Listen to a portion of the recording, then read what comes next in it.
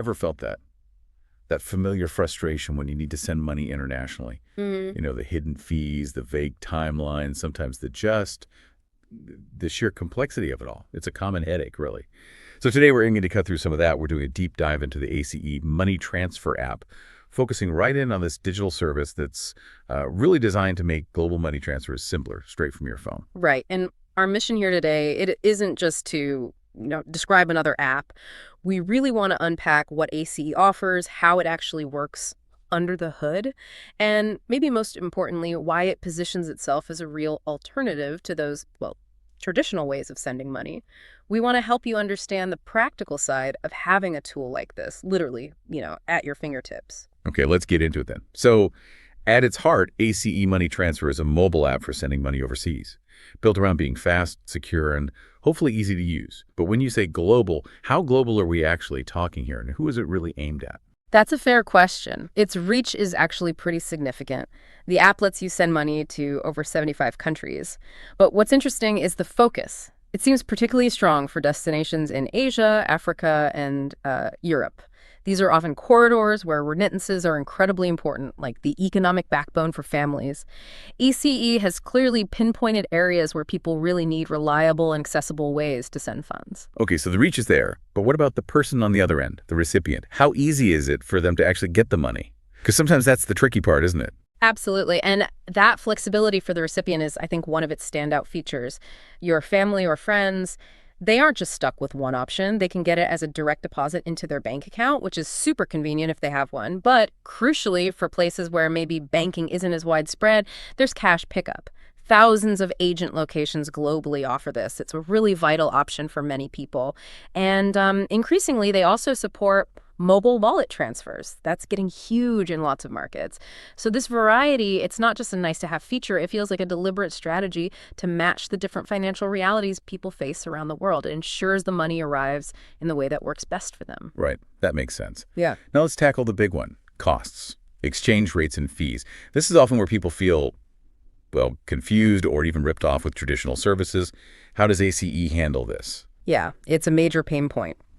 ACE seems to emphasize transparency and competitive rates. Our sources suggest they're committed to decent exchange rates and, importantly, no hidden charges. That's a big deal.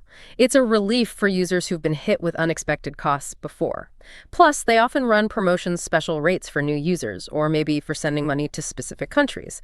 So depending on where you're sending and when, you might actually get a better deal. It's quite dynamic. Okay, competitive costs, clear fees. What about speed? How quickly does the money actually arrive? That's often critical. Speed is definitely a priority. For many transfers, especially if you pay using a debit or credit card, the money can apparently be available within minutes, which is pretty impressive. It often uses direct connections to banks or mobile wallets. Now, it's true, if you fund it through an online bank transfer, that might take a bit longer, maybe a day or two, just standard bank processing times. But the app really pushes for near instant delivery when possible, cutting down those typical waiting times significantly. And with money involved, security is obviously non-negotiable. What reassurances does ACE offer on that front? Absolutely crucial. This isn't just some app. It's a regulated financial service. It operates under the watch of major financial authorities. Think the FCA in the UK, FINTRAC in Canada, and OSTRC in Australia. And these aren't just letters. The Financial Conduct Authority, the Financial Transactions and Reports Analysis Centre of Canada, the Australian Transaction Reports and Analysis Centre. These are serious regulators enforcing strict rules about anti-money laundering and protecting consumers.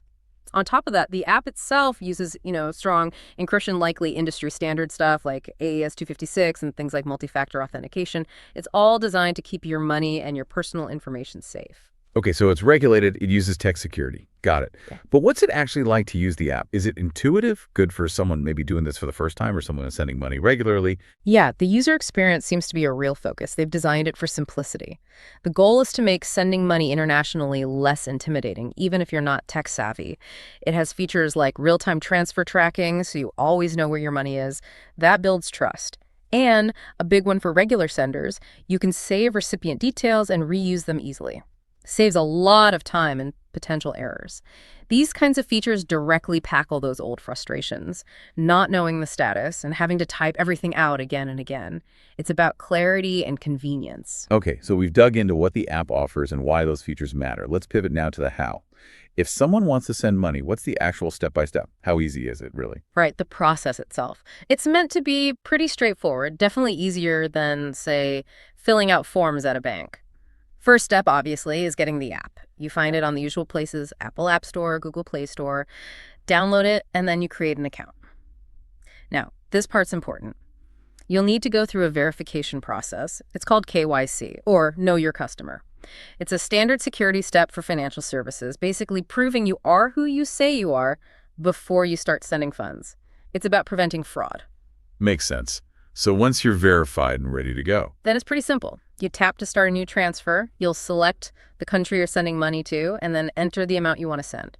The app usually shows you the exchange rate and any fees right there up front. Transparency again. okay, and then you choose how the recipient gets the money. Exactly. That flexibility we talked about, you pick what works best for them. Bank deposit, cash pickup, or mobile wallet. Got it. Then you need the recipient's details, I assume. Yep. You'll enter their full name, contact info, and if it's going to a bank, their account details.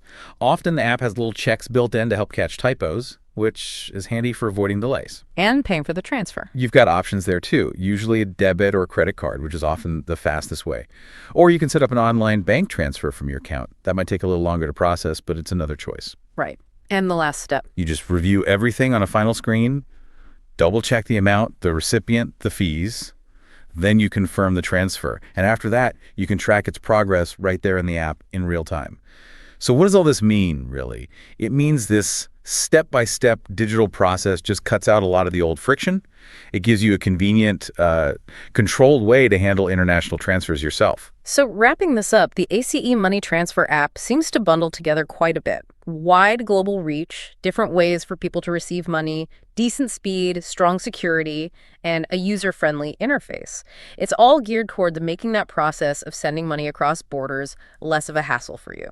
Exactly. And thinking about this, it really leads to a bigger question, doesn't it? As these digital solutions like ACE keep getting better and more common, how fundamentally might they change global financial connections? And, how will they reshape what we even expect when it comes to convenience for managing our money internationally? It's definitely something interesting to watch unfold.